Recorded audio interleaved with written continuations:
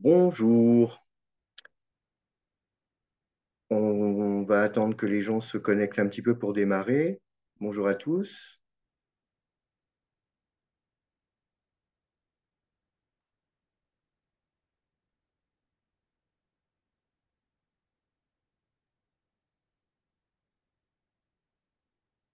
Voilà, les gens arrivent. Bonjour tout le monde.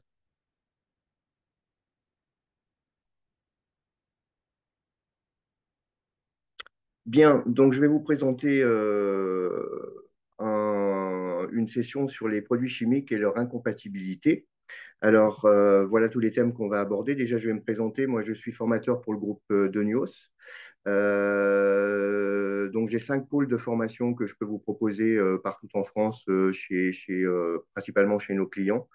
Alors en bleu, vous voyez, c'est une session, un atelier qui parle des expériences sur les risques industriels. Donc c'est très généraliste, on va parler de tous les risques. Et l'intérêt, c'est que je fais par exemple, pour illustrer le thème à texte, je vais faire des explosions en direct. Et l'important, c'est qu'il ne faut surtout pas reproduire ce que je vous montre, en fait, pour éviter, parce qu'il y a des protocoles de sécurité à respecter. En vert, j'ai une formation qui est dédiée à la gestion des fuites et tout ce qui est déversement accidentel, où je vais vous expliquer un petit peu comment fonctionnent les absorbants qu'on peut mettre à votre disposition. On va en parler également lors de cette session. En jaune, vous voyez une formation qui est dédiée au stockage des batteries au lithium, puisque c'est le grand sujet du moment. Aujourd'hui, on ne sait pas éteindre un feu de batterie, donc bah, il faut essayer de les stocker correctement, justement pour éviter les accidents. En rouge, vous voyez une formation qui est dédiée à la manipulation des gaz, enfin, les plus courants qu'on peut utiliser. Donc, tout dépend de votre activité. Et puis enfin, ce que je vais vous présenter aujourd'hui, c'est les produits chimiques et tout ce qui est incompatibilité. Donc, voilà un petit peu quel est mon métier chez Denios. On essaye également de faire des webinars, donc c'est tout le sujet du jour. Et en fait, le prochain webinar, si jamais ça vous intéresse, on va vous parler de la ventilation sur le poste de travail et c'est le mardi 10 septembre, donc à 10h30. Donc voilà un petit peu quelle est mon activité. Alors, voilà tous les thèmes qu'on va aborder. Je vais vous présenter tout d'abord l'entreprise pour laquelle je travaille, qui s'appelle Donios. Ensuite, on parlera bien sûr des fiches de données sécurité. Alors, j'imagine que vous connaissez un petit peu ce que c'est. On va voir un petit peu tous les chapitres qui sont dans ces fiches de données sécurité. Il y en a qui sont un petit peu plus importants que d'autres. Et c'est important si vous voulez, quand on est confronté à un accident, d'essayer de trouver l'information qui pourrait éviter, en tous les cas, qui pourrait nous aider à trouver en fait les moyens d'éviter cet accident ou de le réduire. On parlera bien sûr des produits chimiques. Alors, on va pas tous les voir parce qu'on n'aurait pas le temps, mais vous allez voir qu'il y a des classements qui sont faits par rapport à tous ces produits chimiques. Mais l'important, on va parler des acides, on va parler des bases. Et l'important, c'est que, enfin, ce que j'aimerais que vous reteniez le plus, c'est qu'il ne faut jamais mélanger un acide avec une base. On va en parler. Je vous montrerai des vidéos justement où certains mélanges peuvent provoquer des catastrophes. Et la plupart des accidents industriels dans le monde entier, justement, sont dus à des mauvais mélanges. Alors, pour éviter ces mélanges, parfois il faut, enfin c'est pas parfois, c'est tout le temps, il faut stocker les produits correctement. Donc il y a des règles de stockage à respecter. On va en parler également. Et si on stocke ces produits correctement, bah, on va éviter qu'une bouteille tombe sur une autre, par exemple, et éviter les accidents. Il faut savoir également que la plupart des réactions chimiques dues à ces mélanges vont provoquer des réactions explosives et dégager souvent un gaz qui s'appelle de l'hydrogène. Je vais vous parler un petit peu de cet hydrogène, puisque ça explose très bien, et je vous montrerai un petit peu la capacité explosive de ce gaz-là. Bien évidemment, la seule chose qui importe, c'est pour vous protéger, en fait, il faut bien porter vos EPI. On en parlera également, vous les connaissez. Ces EPI-là, ils sont pas choisis par hasard. Donc, je vais vous parler des valeurs limites d'exposition, justement, qui déterminent en fait le choix des EPI. Et puis pour terminer, bien sûr, on parlera d'absorbants, justement, lorsqu'il y a un déversement de produits chimiques, il faut utiliser des absorbants bien spécifiques. Et je vous montrerai un petit peu quelles sont les 10 étapes à respecter lorsqu'il y a un déversement de produits chimiques. Donc voilà un petit peu comment on va s'articuler ce webinaire. Alors, Donios, on est un groupe allemand qui existe depuis plus de 35 ans maintenant. On est présent principalement sur le continent européen et on a la chance d'avoir 6 usines de production dans le monde, dont une en France qui se trouve en Normandie, à Nassandre exactement. Alors, qu'est-ce qu'on fabrique dans cette usine? Vous voyez, en bas ici, ce sont des conteneurs de stockage qui sont faits pour stocker n'importe quel type de produit chimique dangereux, inflammable, explosif. Donc ça, c'est un exemple, hein. Ça peut être beaucoup plus petit ou beaucoup plus gros. On a également un catalogue dans lequel vous allez trouver plein de choses. Vous allez trouver notamment des bacs de rétention, c'est vraiment notre cœur d'activité. Vous allez trouver des absorbants qui sont faits justement pour intervenir en cas de déversement accidentel. Et puis ici, vous avez une armoire de sécurité qui est coupe-feu 90 minutes.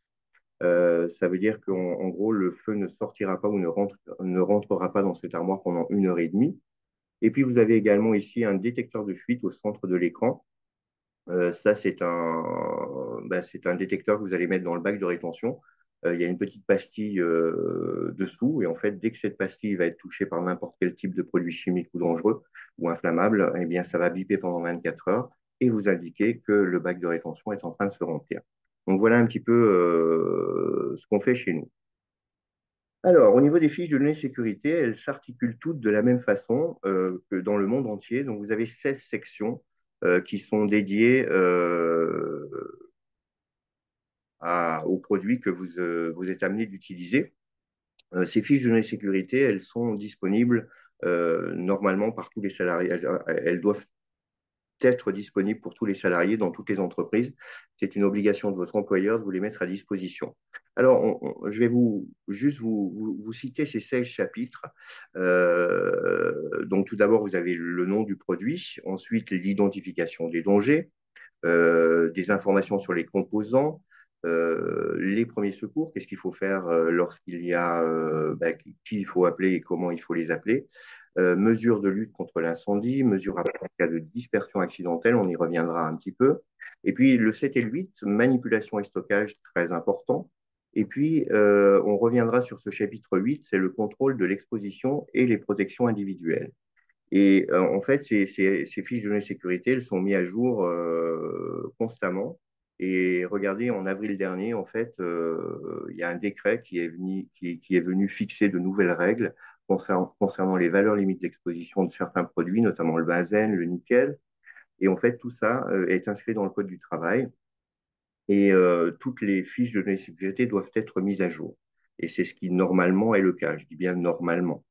Et puis, vous avez 8 autres sections, donc propriétés physiques et chimiques du produit, la stabilité, réactivité, très important également, on ira voir dans ce chapitre également, des informations toxicologiques, informations écologiques, tout ce qui est relatif à l'élimination des déchets. Ensuite, vous avez des informations sur le transport, des informations réglementaires et enfin d'autres informations. Donc, toutes les fiches de données sécurité dans le monde entier sont articulées de cette façon-là. On va revenir sur ce chapitre 8 où vous allez avoir en fait les valeurs limites d'exposition. Alors, on appelle ça des VLEP, valeurs limites d'exposition professionnelle, ou VLE, valeurs limites d'exposition. Et puis, vous pouvez trouver d'autres termes, la VLCT ou la VME. La VLCT, c'est la valeur limite d'exposition à court terme, et la VME, valeur moyenne d'exposition. Alors, ce sont des termes que vous allez trouver dans CFDS. Ce sont des calculs en fait qui ont été faits entre un quart d'heure et 8 heures de temps, qui ont estimé à quel moment le produit va venir dégrader votre santé si vous ne vous protégez pas. Donc en fait, et ça concerne bien évidemment les produits toxiques et les produits corrosifs. Donc regardez, les produits toxiques, en fait, ils agissent comme un poison dans le corps en fonction de la concentration et de la durée d'exposition. Donc, ce n'est pas choisi au hasard. Et vous avez bien sûr les produits corrosifs qui attaquent chimiquement les métaux. Donc, vous imaginez que si ça attaque les métaux, ça va attaquer les vêtements et puis bien sûr ce qu'il y a dessous, c'est-à-dire la peau. Alors, le corps humain est bien fait parce qu'en fait, les seuils olfactifs des produits toxiques et corrosifs sont inférieurs au VLE. Ça veut dire quoi? Ça veut dire qu'en gros, on peut détecter une fuite grâce à notre odorat, avant d'être exposé à un risque pour la santé. Et en fait, il y a deux voies d'exposition possibles. Soit par inhalation directe, c'est-à-dire que vous allez inhaler les fumées et les gaz toxiques qui pourraient être produites par un mélange de produits, par exemple, ou une explosion. Et puis, vous avez un contact par la peau, enfin par contact, c'est-à-dire contact de la peau, contact des muqueuses et contact des yeux. Donc, vous voyez, en fait, ce bandeau où vous avez le corps humain et puis l'œil, et bien là, si vous mettez ne serait-ce qu'un masque et des lunettes de protection et des gants, et ben vous êtes protégé. J'ai envie de dire, au niveau des EPI, c'est vraiment le minimum syndical qui prédomine pour être protégé. Alors, ces produits chimiques, vous voyez, eh ben, il y en a plein. Au centre de l'écran, vous voyez que ce sont des produits que vous utilisez tous les jours, le thé, le café, la bière, le lait, la salive, l'eau pure, le savon, l'eau de mer.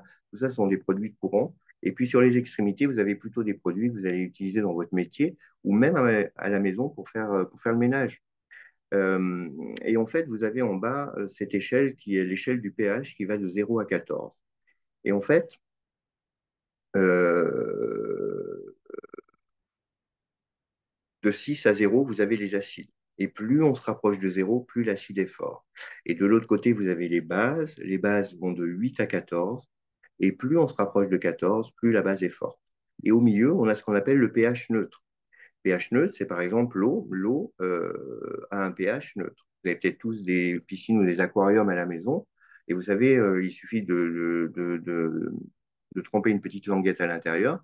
Si ça se colorie en vert, ça veut dire que votre eau est bonne pour la baignade, par exemple. Maintenant, si ça se colorie en jaune, ça veut dire que votre eau est trop basique, est trop acide, pardon. Et qu'est-ce qu'on va vous demander de faire? On va vous demander de mettre une base à l'intérieur de la piscine. La base va manger l'acide et ramener le pH à 7. Inversement, si ça se colorie en bleu, par exemple, ça veut dire que votre eau est trop basique. Et à ce moment-là, qu'est-ce qu'on va faire? On va vous demander de mettre un acide dans la piscine. L'acide va manger la base et ramener le pH à 7. C'est ce fameux pH plus, pH moins. OK? En fait, qu'est-ce qu'ils vont faire? Ils vont se détruire mutuellement et au final, ça va redevenir de l'eau. Mais avant que ça ne devienne de l'eau, ça passe par des phases, ça peut passer par des phases explosives ou autres. Alors, on va passer du côté acide et comme je vous disais, plus on se rapproche de zéro, plus l'acide est fort. Acide fort, vous avez par exemple l'acide nitrique, l'acide sulfurique, l'acide chlorhydrique. Euh, et en fait, les acides forts brûlent les tissus extrêmement rapidement. Il y a des brûlures de la peau, des muqueuses et des yeux. Donc, il faut impérativement se protéger parce que ça brûle extrêmement rapidement. Si on prend le cas, par exemple, de l'acide chlorhydrique, vous avez peut-être tous ça à la maison. Alors, l'acide chlorhydrique, il est très utilisé dans l'industrie et il est dilué à 38%. L'acide chlorhydrique que vous allez trouver dans le commerce, il va être dilué à 10-12%. Alors, vous allez me dire, c'est pas la même, il n'y a pas le même pourcentage, mais la molécule, elle est là. Et il faut être vigilant. Et puis, si vous achetez, par exemple, un produit comme le desktop pour nettoyer pour déboucher les canalisations, ben là, vous risquez d'avoir entre 90 et 100% d'acide chlorhydrique, par exemple. Donc, il faut vraiment se méfier. Donc là, l'acide chlorhydrique a un pH de 0. Ensuite, vous voyez, on a on a ici des produits qui sont plus ou moins courants que vous utilisez tous les jours. Euh, le coca, le vinaigre, le jus de citron, par exemple. Et là, ce sont des produits qui sont. Alors, il faut faire attention parce que ce n'est pas forcément un pH extrêmement fort, mais ils ont tous leurs particularités. Si on prend le cas, par exemple, vous aimez le coca, par exemple, le coca, c'est pH 3, donc ça pique un peu. Les vinaigres ont un pH de 3-4 également. D'ailleurs, pour faire le ménage, le vinaigre blanc, c'est extraordinaire. Ça aseptise, ça détartre.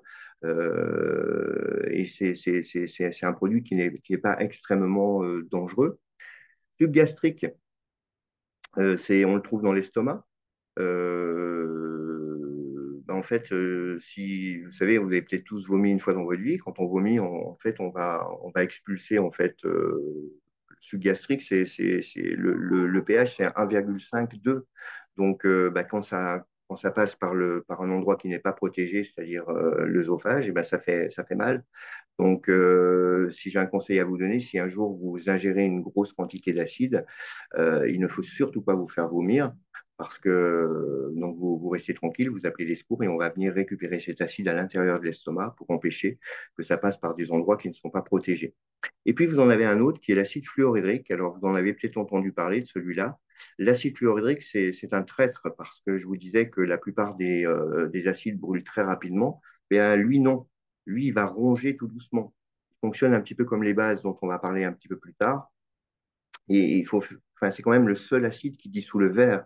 Je ne sais pas si vous imaginez si ça dissout le verre, ce que ça peut faire dans vos poumons, et ça va directement à l'os, en fait, et ça vous ronge l'os. Et vous allez trouver de l'acide fluorhydrique, notamment lorsqu'il y a l'emballement thermique d'une batterie au lithium. On en reparlera un petit peu tout à l'heure. Ensuite, on va passer à des choses un petit peu plus sympathiques. Le thé, le café, la bière, ce sont des choses que l'on côtoie tous les jours. Une bonne bière de temps en temps, ça fait pas de mal. Et vous savez, parfois on a des remontées gastriques hein, quand on rote, par exemple. Bien ça, c'est une remontée acide, d'accord? Mais regardez, le pH n'est pas élevé, c'est un pH de 5,5, par exemple. Donc voilà un petit peu comment ça se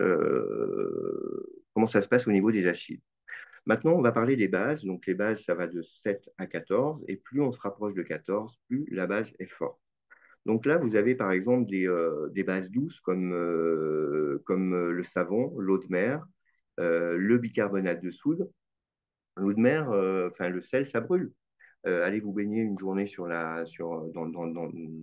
la mer, eh bien vous allez avoir, si vous ne vous douchez pas, vous allez avoir une pellicule blanche sur le corps. Ça commence à gratter, ça veut dire que, il y a une réaction chimique par rapport au sel. Vous avez peut-être tous à la maison du bicarbonate de soude. Bicarbonate de soude, même chose, c'est une base douce c'est très économique. On peut faire la cuisine avec, on peut faire du jardinage, on peut se nettoyer les dents, par exemple. Et en fait, c'est une base faible. Et la seule chose que je peux vous autoriser à faire chez vous, c'est mélanger du bicarbonate de soude avec du vinaigre, par exemple. Et ça, par exemple, ça va faire une réaction chimique et c'est très bien pour enlever, par exemple, les traces de rouille. Bien évidemment, c'est une réaction chimique qui n'est pas forte, mais il va y avoir une réaction chimique, donc il faut se protéger en mettant des gants, bien sûr. Maintenant, on va passer à des bases fortes, donc comme par exemple la chaux, l'ammoniac, l'eau de javel, la potasse, la soude. Et là, les bases, en fait, elles fonctionnent différemment des acides, c'est-à-dire que elles vont ronger les tissus tout doucement et pénétrer profondément dans la peau si on ne fait rien. Donc, il faut vraiment, encore une fois, se protéger. Si on prend alors, j'imagine que vous avez tous de l'eau de Javel à la maison. L'eau de Javel est une base forte qui a un pH de 11,5-12. Tout dépend le taux de chlore qu'il y a à l'intérieur. On peut considérer que de l'eau de Javel, il peut y avoir entre 2 et 3% de chlore en fonction de ce qu'on veut faire avec, soit désinfecter, soit décolorer, soit oxyder. Et l'eau de Javel, ça pue, oui, ça sent mauvais. Et en fait, plus ça sent mauvais, plus ça veut dire attention, je suis pas ton copain. Donc là, il faut s'écarter en fait. Et je ne sais pas si vous avez peut-être déjà touché de l'eau de Javel à main nue, faut pas le faire bien évidemment. Et si vous le touchez, si vous, enfin, vous allez avoir les doigts un petit peu brûlés en fait, qui commencent à brûler. Alors qu'est-ce qu'on va faire après? On va se passer les mains sous l'eau. Et rien que le fait de se passer les mains sous l'eau, ça va arrêter les tissus qui sont en train de brûler. Donc euh, si vous êtes un jour confronté à ces bases fortes, il faut vraiment se passer sous l'eau très, très rapidement pour éviter les brûlures. Et puis, vous avez la soude.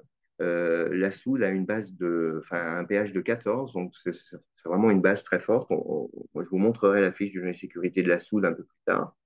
La soude est très utilisée dans l'industrie et elle réagit fortement avec les acides et les métaux.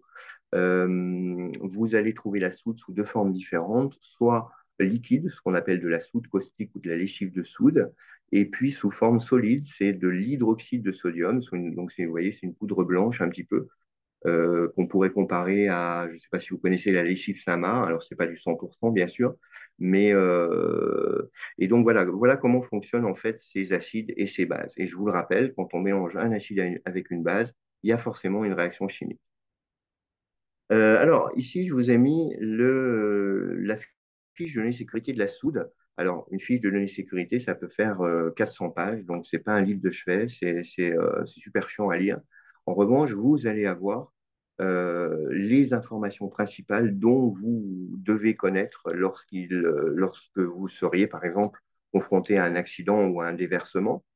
Donc, en première page, vous avez le nom du produit, donc les chiffres de soude caustique avec le pictogramme qui va bien, qui vous indique que c'est un produit corrosif. Et puis, regardez dans la section 10, dont on a parlé tout à l'heure. Dans cette section, vous allez avoir la stabilité et la réactivité de ce produit. Alors, regardez un petit peu, hautement réactif avec l'aluminium, le zinc, l'étain et les alliages de ces métaux produisant un gaz qui s'appelle de l'hydrogène, dont on a parlé tout à l'heure et dont je vous montrerai la capacité explosive de ce gaz-là un peu plus tard.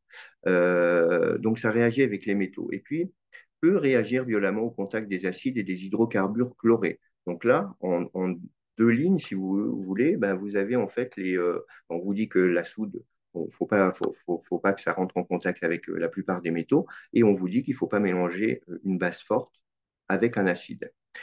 Si vous ne comprenez pas déjà ici, ben regardez, on va vous le redire une seconde fois dans le même chapitre. Donc, par exemple, lors d'opérations de soudage ou de découpe, possibilité d'hydrolyse du liquide pouvant encore une fois produire de l'hydrogène. Et puis, même chose, conserver à l'écart des acides, solutions ammoniac et hydrocarbures chlorés. Donc, vous voyez, ce chapitre 10, c'est vraiment important. Et là, ça vous permet de comprendre un petit peu comment peut réagir la soude. Maintenant, on va parler de liquide inflammable. Alors, vous avez peut-être tous de l'acétone à la maison. L'acétone, c'est un produit qu'on va trouver, par exemple, euh, dans les comment on appelle ça, le, le verre et le dissolvant.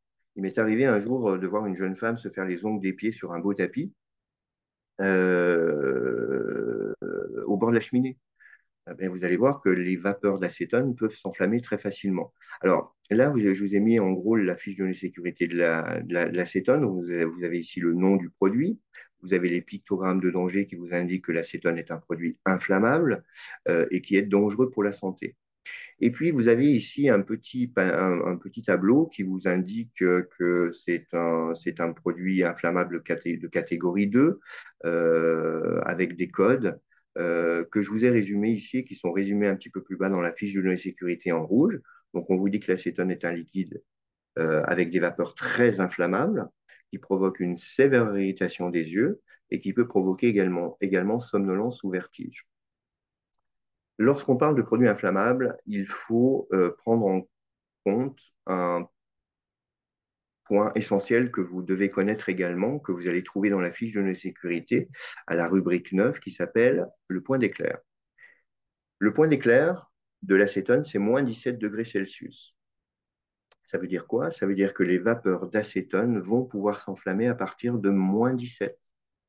Ça veut dire que sur ce beau tapis, en fait, les vapeurs vont se loger dans le tapis.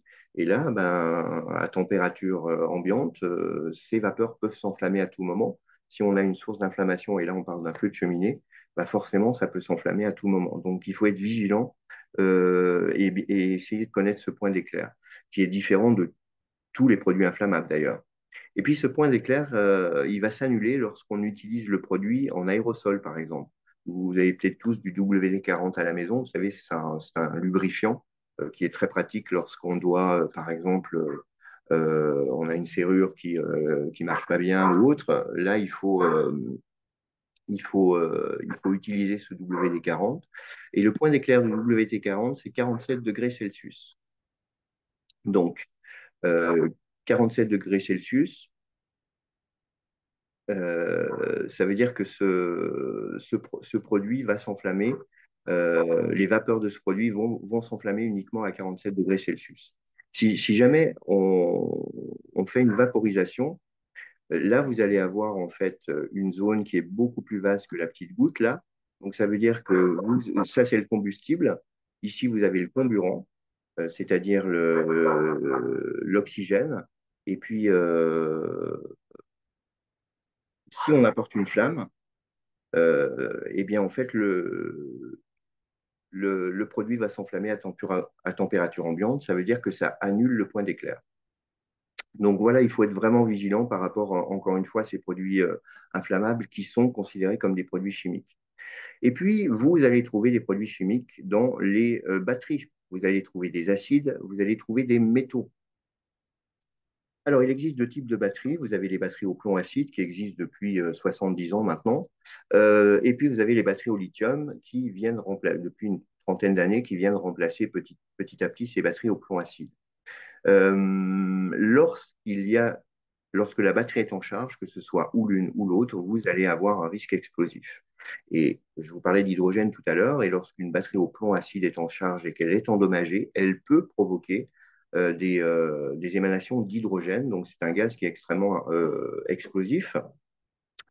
Quand on parle de batterie au lithium, alors là, il ne va pas y avoir une explosion, mais il va y avoir des multitudes de petites explosions qui vont provoquer l'emballement thermique de cette batterie. Alors, je vais vous montrer une vidéo. On a provoqué l'emballement thermique d'une batterie et vous allez voir ce que ça donne. Je vous laisse regarder.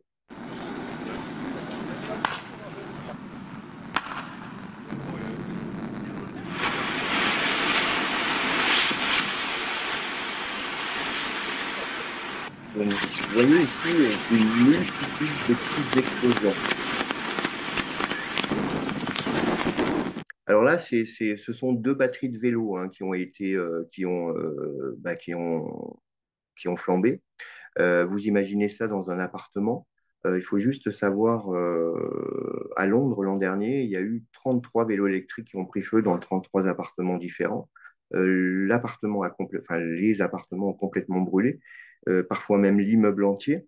Et ça se passe tous les jours dans des grandes villes. Donc, il faut, là où les gens ont des vélos électriques, quand on est dans un appartement de 30 mètres carrés, on n'a pas la possibilité, on n'a peut-être pas de balcon, on peut et on va charger ses batteries dans le salon ou dans le couloir. Voilà ce qui peut se passer. Et lorsque il y a l'emballement thermique d'une batterie, vous pouvez trouver des émanations d'acide fluorhydrique, ce fameux acide qui dissout le verre. Donc regardez ici cette main ou cet œil qui aurait été en contact avec de l'acide fluorhydrique. Et puis quand on parle de batterie au plomb acide, vous allez avoir, comme son nom l'indique, du plomb. Le plomb est un métal extrêmement toxique pour l'homme qui peut provoquer une maladie qui s'appelle le saturnisme. Alors le saturnisme, ça va vous manger le cerveau en fait. Et puis là, vous voyez ces dents. Alors c'est pas les miennes, hein, Dieu merci. Mais vous voyez ce liseré violet ici. En fait, qu'est-ce que c'est? C'est le plomb qui est passé par le sang, en fait, et qui va venir déchausser vos dents. Et puis, on avait avant des canalisations en plomb, qui sont toutes maintenant remplacées. Vous aviez des peintures au plomb. Donc, il faut être vigilant par rapport à ça. Il n'y en a plus maintenant. Normalement, il n'y en a plus maintenant. Et puis, vous avez dans les batteries au plomb acide de l'acide sulfurique qui est extrêmement dangereux principalement pour les sols et l'eau. Cet acide sulfurique, il est présent dans l'électrolyte de la batterie. Juste pour vous dire qu'en fait, une batterie abandonnée pollue 1 mètre cube de terre pour plus de 100 ans. Donc, vous voyez qu'il faut être vigilant par rapport à l'utilisation de ces batteries et le stockage de ces batteries. On a essayé de trouver des moyens pour stocker, pour transporter vos batteries au lithium. Comme je vous disais, hein, l'emballement thermique, personne ne peut l'arrêter aujourd'hui. Donc, si vous devez transporter des batteries qui sont en bonne santé ou en fin de vie ou en mauvaise santé, eh bien, vous pouvez mettre dans des caisses de transport en fait des pyrobubbles. Ce sont des billes en oxyde de silicium qui vont fondre à une certaine température, à plus de 1000 degrés et qui vont essayer de créer une coque autour de la batterie pour empêcher que l'incendie se déplace et aille brûler l'intégralité de votre atelier, par exemple. Alors, il existe d'autres façons d'essayer d'éteindre ces feux de batterie. On a des extincteurs. Les pompiers utilisent d'ailleurs les extincteurs F500. Alors, c'est un procédé qui s'appelle l'encapsulation.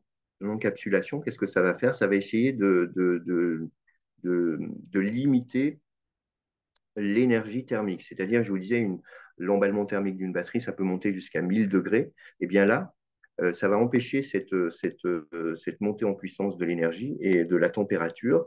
Ça a le mérite de marcher. La seule chose, c'est que lorsqu'il y a l'emballement thermique d'une batterie, au bout d'une certaine température, l'emballement thermique va fabriquer son propre oxygène.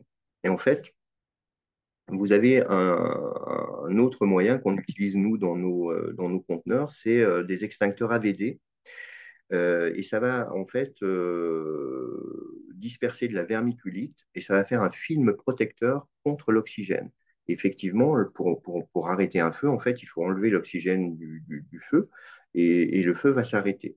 Là, comme je vous disais, à une certaine température, ben, le feu de batterie va fabriquer son propre oxygène. Donc, vous pouvez faire tout ce que vous voulez.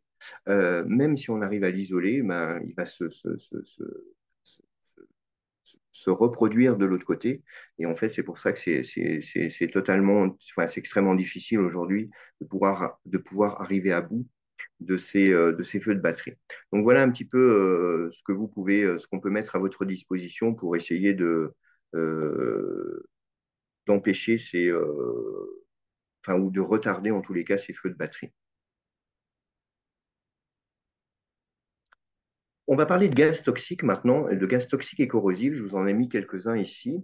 Alors, ils sont tous odorants, sauf le monoxyde de carbone. Ils sentent tous quelque chose, et heureusement d'ailleurs. Alors, quand je dis qu'ils sentent quelque chose, en règle générale, ce sont des odeurs qui sentent mauvais, justement pour qu'on puisse réagir correctement. Mais vous allez voir qu'il y a toujours des exceptions. Et puis, ils sont tous incolores, sauf le chlore. Le chlore est le seul gaz qui va avoir une couleur jaune verdâtre. Alors, je vais vous parler de l'oxyde d'éthylène. Ça, c'est un gaz que vous allez trouver uniquement à l'hôpital si jamais vous vous faites opérer. C'est le gaz qu'utilisent en fait les chirurgiens pour aseptiser en fait en fait, les instruments chirurgicaux. Alors, regardez, lui, il a une odeur agréable, une odeur de pomme sucrée. Donc, c'est pour ça il faut se méfier. La seule chose, c'est que vous inquiétez pas, on va pas. Enfin, ça existe depuis qu'on opère les gens, en fait. Et c'est très efficace pour enlever les microbes sur ces instruments chirurgicaux, pardon. Euh, en fait, c'est le chirurgien qui pourrait être confronté à ce gaz-là lorsqu'il va récupérer en fait ces instruments dans l'appareil qui va aseptiser. Et en fait, c'est un gaz qui est très cancérigène, en fait. Donc, il faut vraiment se méfier. Un autre gaz que vous allez trouver, c'est le monoxyde de carbone. Le monoxyde de carbone, comme vous pouvez le voir, c'est un gaz qui n'est pas plus lourd, pas plus léger que l'air. C'est un gaz inodore, donc qui n'a pas d'odeur. C'est un gaz inflammable en plus. Il a tous les défauts du monde et c'est le gaz le plus dangereux pour l'homme. Pourquoi? Parce que, alors déjà, comment il se fabrique ce monoxyde de carbone? Il va se fabriquer lorsqu'il y a une mauvaise combustion.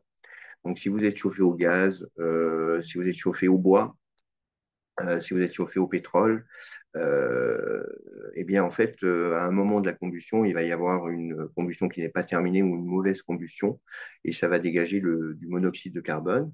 Si le monoxyde de carbone est évacué par le conduit de cheminée, ben, écoutez, tout va bien se passer. Si jamais il y a un souci et que ça rentre dans votre habitation, eh bien, et que vous êtes en bonne santé, que vous dormez profondément la nuit, ben, vous allez tout simplement mourir sans vous en rendre compte. Donc il faut vraiment faire attention par rapport à. Il y a plus de 100 décès par an en France dus à des intoxications au monoxyde de carbone. Donc soyez vigilants. Il existe bien sûr des détecteurs de monoxyde de carbone.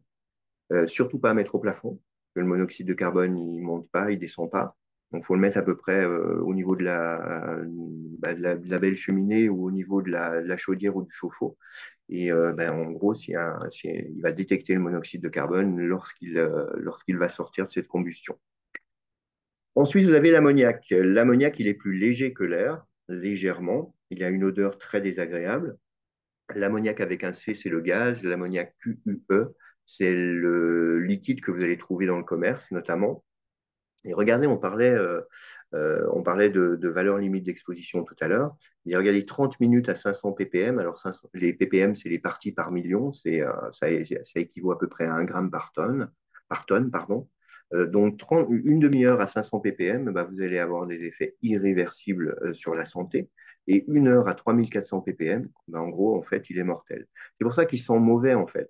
Parce qu'on ne peut pas rester, on peut même pas rester ne serait-ce qu'une minute avec des émanations d'ammoniac, ça sent extrêmement mauvais. Donc, cette odeur nous permet de prendre les distances et d'éviter d'être exposé. Ensuite, vous avez le chlorure d'hydrogène. Alors, on parlait d'acide tout à l'heure. Le chlorure d'hydrogène, c'est un gaz, c'est le gaz qui est émis par, enfin, c'est le gaz, c'est l'acide chlorhydrique sous forme gazeuse. Et on va utiliser ce chlorure d'hydrogène pour fabriquer, par exemple, des éléments en PVC. Vous avez le chlore, donc c'est le seul gaz qui a une couleur, qui est jaune verdâtre. Et regardez un petit peu, donc le gaz ce gaz-là est très très lourd. Il a une odeur bien spécifique, ça sent mauvais. Le chlore, on en a parlé tout à l'heure. Et regardez un peu la valeur moyenne d'exposition du chlore par rapport à tous les autres. 0,1 à 0,3 ppm. C'est le plus faible que je connaisse de tous les autres produits toxiques ou corrosifs. Et puis enfin, vous avez le sulfure d'hydrogène. Alors lui, c'est l'acide sulfurique sous forme gazeuse. Vous savez, quand ça sent le soufre, en fait, ça a une odeur d'œuf pourri. C'est ce qui sort notamment des volcans. Donc voilà un petit peu tous les gaz que vous pourriez éventuellement côtoyer un jour dans votre vie. Donc soyez vigilants et la meilleure façon de se protéger, ben, c'est de porter un masque, bien évidemment. Alors, au niveau des mélanges, la plupart des mélanges peuvent provoquer toutes les catastrophes possibles et imaginables. Des explosions, de la chaleur, des incendies, des projections et des émissions de gaz. Vous avez sans doute à la maison tous de l'eau de Javel, donc souvenez-vous, une base très forte qui a un pH de 13 à peu près. Et puis de l'autre côté, vous avez de l'acide chlorhydrique, que vous avez peut-être tous à la maison également. Si vous avez le malheur de mélanger de l'eau de Javel avec de l'acide chlorhydrique, eh bien, vous allez créer des vapeurs toxiques de chlore. Ça s'appelle tout simplement du gaz moutarde. C'est ce qu'utilisaient nos ennemis pendant la Première Guerre mondiale pour nous tuer. Donc, malheureusement, ce sont des choses que vous pouvez faire, enfin, que vous pouvez, oui, faire à la maison quand on fait le ménage. Alors, regardez ce tableau. Ça, c'est un tableau des incompatibilités que vous pouvez trouver sur notre site internet. Alors regardez ici, on va prendre l'exemple par exemple d'un produit inflammable, c'est cette flamme ici. Et puis ici, vous avez le comburant. Donc c'est ce qui aide à brûler. Et dans tous les incendies, enfin, dans tous les feux, vous allez avoir du combustible et du comburant. Bien, regardez il y a un moins ici. Le moins, ça vous indique qu'on ne va jamais stocker un combustible à côté d'un comburant. Vous mettez deux éléments du triangle du feu. Donc la moindre étincelle, le feu peut arriver très facilement. Et puis là, on parle de produits corrosifs, les acides et les bases. Donc, corrosif, bien regardez, il y a un zéro. Zéro, stockage possible. Ça veut dire qu'en gros, bah, celui qui ne sait pas forcément ce qu'est un acide ou une base, bah, il ne va pas trop se poser de questions et il va les stocker ensemble. Sauf que le commun des mortels, il n'a pas forcément accès à ce tableau. Et regardez ici, il y a un astérisque qui vous indique en fait que bah, il faut toujours séparer les acides et les bases. Ça, regardez, c'est une photo qui a été prise dans un supermarché en France il y a une petite dizaine d'années.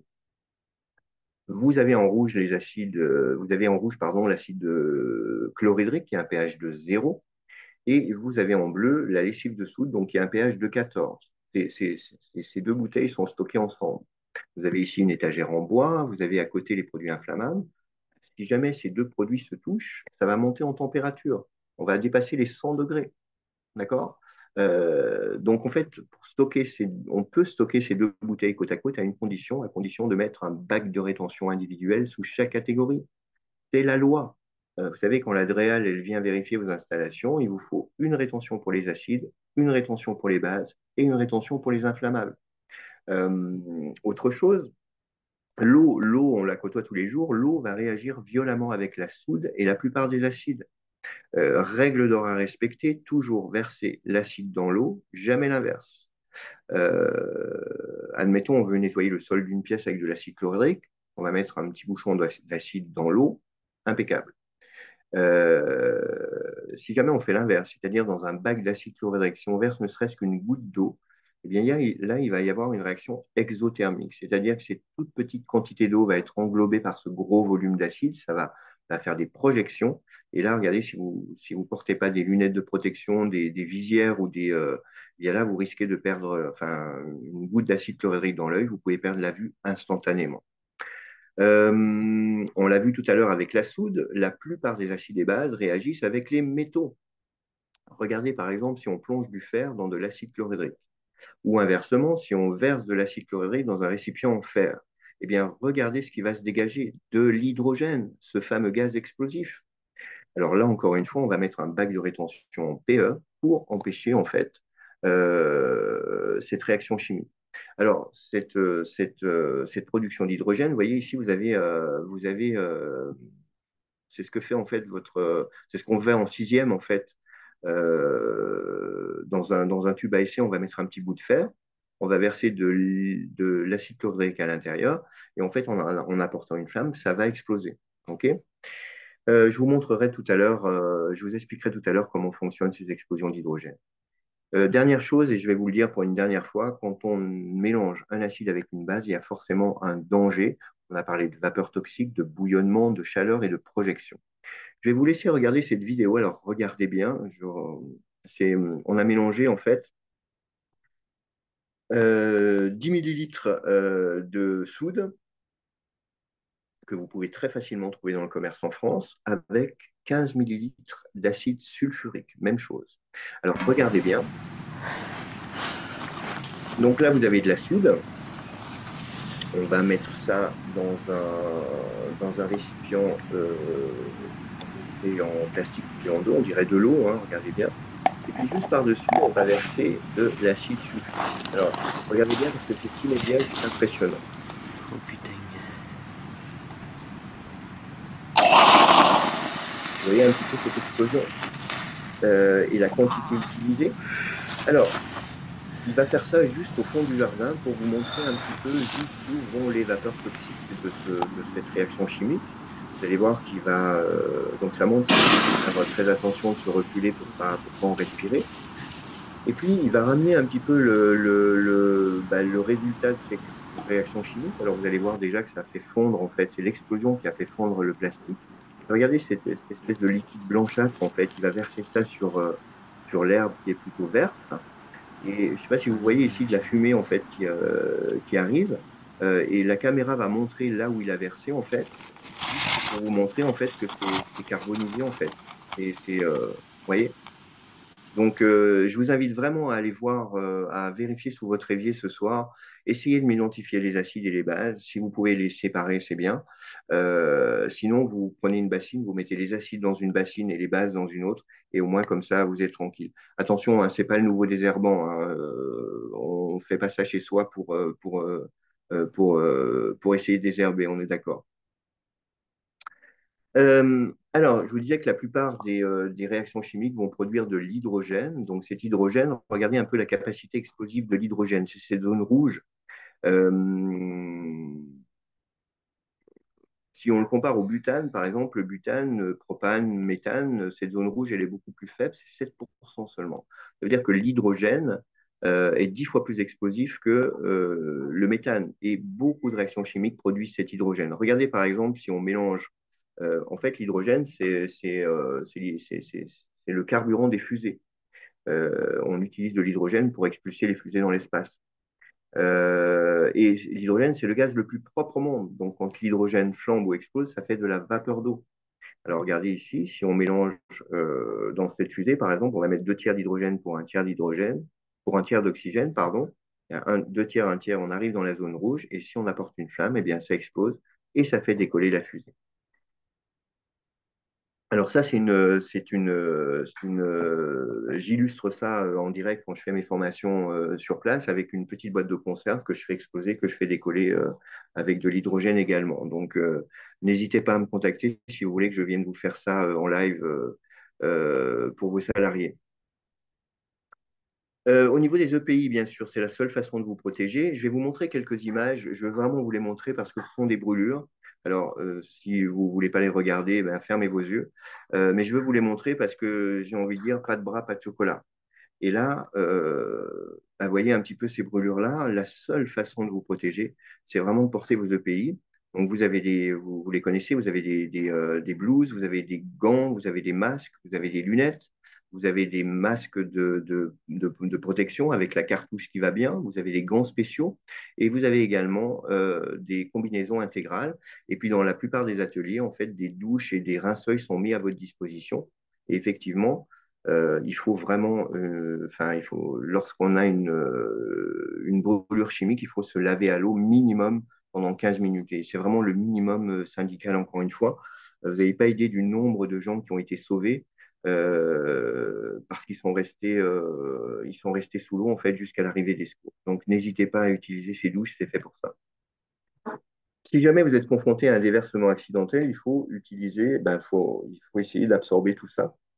Et pour ça, on a mis à votre disposition des absorbants qui sont de couleur jaune euh, pour les fuites et les déversements de produits chimiques agressifs. Donc, c'est des absorbants qui sont en polypropylène et qui peuvent absorber de 12 à 25 fois leur propre poids. Vous pouvez utiliser de l'atapulgite calcinée, par exemple, pour des surfaces qui sont beaucoup plus grandes. C'est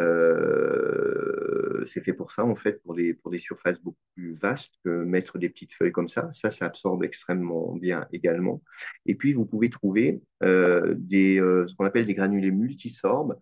Là, une espèce de poudre que vous allez mettre pour arrêter le déversement ou la fuite. Et en fait, là, si ça se colorie en jaune, mais ça vous indique que c'est un acide. Si ça se colorie en rouge, ça vous indique que c'est une base. Et ça vous permet éventuellement de séparer ces produits pour éviter qu'il se passe une catastrophe. Attention, ça ne va pas neutraliser le produit, ça va juste vous indiquer ce que c'est. Alors, lorsque vous êtes confronté à un déversement accidentel, il y a 10 étapes à respecter. Je vous ai résumé ça en 3 grandes étapes, en fait. Alors, première chose à faire, vous allez vous protéger avec vos EPI. Donc, si vous avez un doute, vous allez consulter les FDS et les notices, justement pour savoir comment vous protéger, mais n'intervenez jamais sans avoir mis vos EPI. Ensuite, vous pouvez limiter l'extension des fuites. C'est-à-dire que, je ne sais pas si vous avez par exemple un robinet qui est ouvert, il suffit de le fermer et la fuite s'arrête. Par contre, si c'est de l'eau, vous pouvez très bien fermer de l'eau, mais encore faut-il être sûr que c'est de l'eau. Ça peut être très bien un acide qui coule de ce robinet. Donc, n'intervenez pas sans avoir mis les gants. Ensuite, vous allez alerter les équipes de secours ou pas.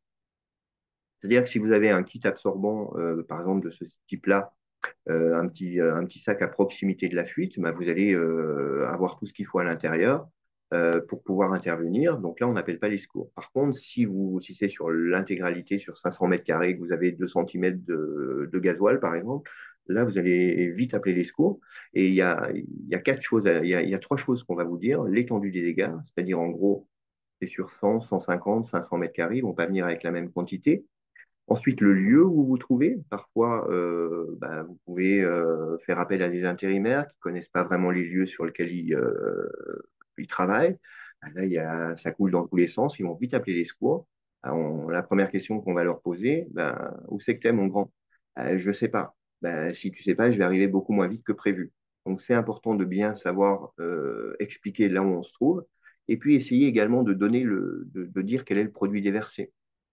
Si c'est du gasoil, on va dire c'est du gasoil. Ils vont arriver avec la bonne quantité et le bon produit pour absorber le gasoil. Et ce ne sera pas forcément un absorbant jaune, puisqu'on a des absorbants qui sont dédiés pour les produits inflammables, notamment du blanc ou du gris. Ensuite, vous allez intervenir. Donc, vous allez absorber les liquides déversés en utilisant les absorbants appropriés. Vous allez donc décontaminer la zone polluée et puis commencer à éliminer les absorbants souillés. Et là, on va passer dans la dernière phase. Donc, vous allez ramasser, nettoyer et entreposer les produits, enfin les absorbants que vous avez utilisés avant traitement. C'est-à-dire qu'en fait, il y a un sac jaune en fait, qui est disponible dans tous les kits qui vont vous permettre de stocker ces déchets. Et ensuite, c'est des entreprises extérieures qui vont venir récupérer tout ça et décontaminer tout ça. Mais votre boulot et mon boulot, il s'arrête là. Ensuite, vous allez faire, et vous voyez, le point 9 et 10, c'est très important. Ce sont des choses qu'on a tendance à oublier. Vous allez faire un rapport de l'accident pour bien comprendre pourquoi ça s'est passé, et puis pour pas que ça se reproduise, et puis effectivement réapprovisionner les spill kits. Imaginez, vous allez, là vous avez un petit chariot absorbant où vous allez avoir tout pour absorber à l'intérieur, c'est-à-dire des feuilles, des boudins, des coussins, une paire de lunettes, des gants, un sac plastique pour mettre les déchets. Si vous m'avez vidé enfin, il reste une feuille et un coussin à l'intérieur, la belle affaire, le prochain enfin, s'il y a un déversement 3 jours après, le prochain qui va ouvrir le kit, il va se retrouver marron parce qu'il n'a plus rien à l'intérieur pour intervenir. Donc voilà un petit peu quelles sont les 10 étapes à respecter lorsque vous seriez confronté éventuellement à un déversement de produits chimiques. Eh bien voilà, écoutez, j'en ai. Alors juste une dernière chose, vous voyez ici, vous avez un déversement d'acide sulfurique. Je vous explique ce qui s'est passé. Le chauffeur, il a livré son acide sulfurique, il faisait ça tous les jours, c'était son métier. Là, il allait repartir, mais qu'est-ce qu'il a fait? Il a mis son contact et puis, commençant à partir, il a regardé dans ses rétros et il a vu que il a juste oublié de fermer la vanne par ici. Donc, qu'est-ce qu'il a fait? Il est descendu tout de suite, il a un petit peu paniqué, il a descendu, il a fermé la vanne à main nue. On parle d'acide sulfurique. Donc, il s'est retrouvé à l'hôpital tout simplement parce que. Donc, c'est pour ça, perdez ne serait-ce que 5 minutes, et puis on met pas 5 minutes pour mettre des gants, mais de 20 secondes pour mettre des gants et au moins vous intervenez sans problème. Donc, là, en fait, les trois choses qui ont été faites, première chose à faire, on se protège avec ses EPI. Ensuite, qu'est-ce qu'on va faire? Ici, je ne sais pas si je vous ai dit, mais non, là, il y a une rivière en fait. Donc, l'acide va se mélanger très facilement à l'eau. Donc, il faut vraiment intervenir avant que l'acide aille dans l'eau. Donc là, qu'est-ce qu'on va faire? On va mettre déjà de la tapulgite calcinée pour fixer l'acide au sol. Et enfin, on va mettre des barrages en boudins spéciaux tout autour enfin, sur les berges de la rivière, ici en l'occurrence, pour éviter que l'acide aille dans l'eau. Donc voilà un petit peu comment il faut réagir lorsque vous êtes confronté à un déversement de produits chimiques, notamment ici, comme l'acide sulfurique. Eh bien voilà, j'en ai terminé avec toutes ces explications. J'espère avoir répondu à certaines de vos questions. On va maintenant répondre à vos questions si vous le voulez bien. Alors, on va voir les questions que vous avez posées. Bonjour. Bonjour Marine, Oui, merci de Jean-Claude. nous rejoindre. Écoutez, on va répondre à vos questions si vous en avez. Alors, Donc, j'ai répondu à déjà quelques petites questions oui, dans le chat. Donc, il y avait notamment à savoir quelles étaient les précautions pour éviter l'emballement thermique des batteries. d'accord, Donc, ce que j'expliquais, c'était d'éviter les chocs sur ces batteries, chocs mécaniques, les chutes, et également aussi les écarts de température importants. C'est-à-dire si votre atelier n'est pas ventilé, pas chauffé, pas climatisé, s'il fait 5 degrés l'hiver et 40 l'été, et ben ça, les batteries lithium-ion, elles n'apprécient pas du tout. Et donc, quand vous allez les mettre à charger, c'est là où il peut se produire un emballement thermique. exactement. D'ailleurs, vous avez peut-être tous laissé votre portable sur la table en plein soleil. Vous avez vu, vous avez souvent un petit triangle qui s'affiche qui vous indique que ça monte en température, ce qui veut dire qu'il faut l'enlever parce que la température est également un élément qui peut effectivement provoquer l'emballement thermique aussi. Il y avait une question à savoir d'où provenait l'acide fluorhydrique dans les batteries au lithium aussi. Donc, je ne sais pas si tu veux Alors, répondre dans les correctement. batteries au lithium, il n'y a pas d'acide sulfurique, c'est uniquement Non, les batteries. fluorhydrique. L'acide fluorhydrique, en fait, Oui. c'est la réaction chimique qui va produire. Il n'y a pas d'acide fluorhydrique dans la batterie en elle-même, dans la batterie au lithium. C'est la réaction chimique de l'emballement thermique qui peut produire de l'acide fluorhydrique et qui va en produire. Alors attention, ce n'est pas une quantité énorme, mais si vous êtes dans une pièce où il y a un emballement thermique, vous pouvez respirer de l'acide fluorhydrique. Ensuite, il y avait une question notamment par rapport aux absorbants, donc comment définir une solution. Donc, je vais me permettre de répondre parce que moi, je suis la responsable du coup chez Denios sur cette partie produits absorbants.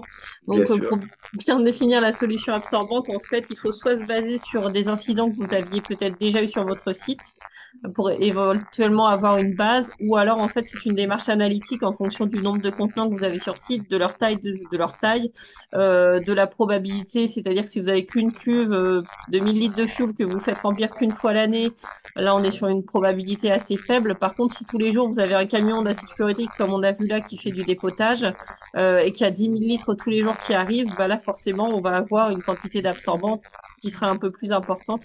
Donc ça c'est vraiment à définir avec nous, hein, les commerciaux chez Denios. Vous nous appelez avec vos risques et nous on va vous guider pour pouvoir vous conseiller en fait bah, les kits adaptés par rapport à votre besoin. Alors, je suis en train de regarder si on avait d'autres questions. Hop là. Donc, le PowerPoint, bien sûr, est toujours envoyé à l'issue, en fait, de la présentation, hein, dans la semaine avec l'email de remerciement. Donc, à tous ceux qui s'étaient inscrits. Donc, si vous avez des collègues, par exemple, qui sont inscrits et qui n'ont pas participé, tout le monde va recevoir ce support. Tuc, tuc, tuc. Et puis, n'hésitez pas si vous voulez vraiment que je vienne chez vous pour vos salariés, en fait, si vous avez des besoins de formation, n'hésitez pas, je me déplace et je vous ferai ça en live, en fait, je vous ferai l'explosion de la petite canette pour faire décoller une fusée, en fait. Et donc, je vois qu'il y a pas mal de petites questions un petit peu plus personnalisées sur vos problématiques. Donc là, c'est ce que je disais, c'est mieux de nous contacter vraiment parce que pour vous définir une solution produit, on a vraiment besoin de connaître l'environnement, hein. Quel type de produit vous stockez, vous êtes en intérieur, en extérieur. Il y a des questions de compatibilité de produits chimiques. Donc là, comme le dit Monsieur Sonali, il faut vraiment se référer au FDS, aux différentes rubriques. Donc là, je ne peux que vous encourager à nous contacter. Donc vous avez 9 technico-commerciaux pour vous répondre entre les grands comptes et les sédentaires. Donc, n'hésitez pas à nous contacter et comme ça, on pourra vous faire vraiment un devis avec une solution optimisée par rapport à vos besoins.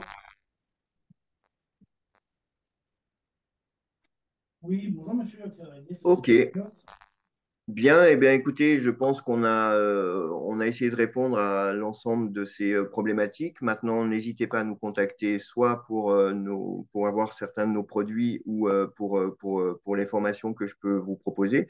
Je vous remercie tous de votre attention et puis je vous souhaite une belle journée et puis un bel été, j'espère sous le soleil.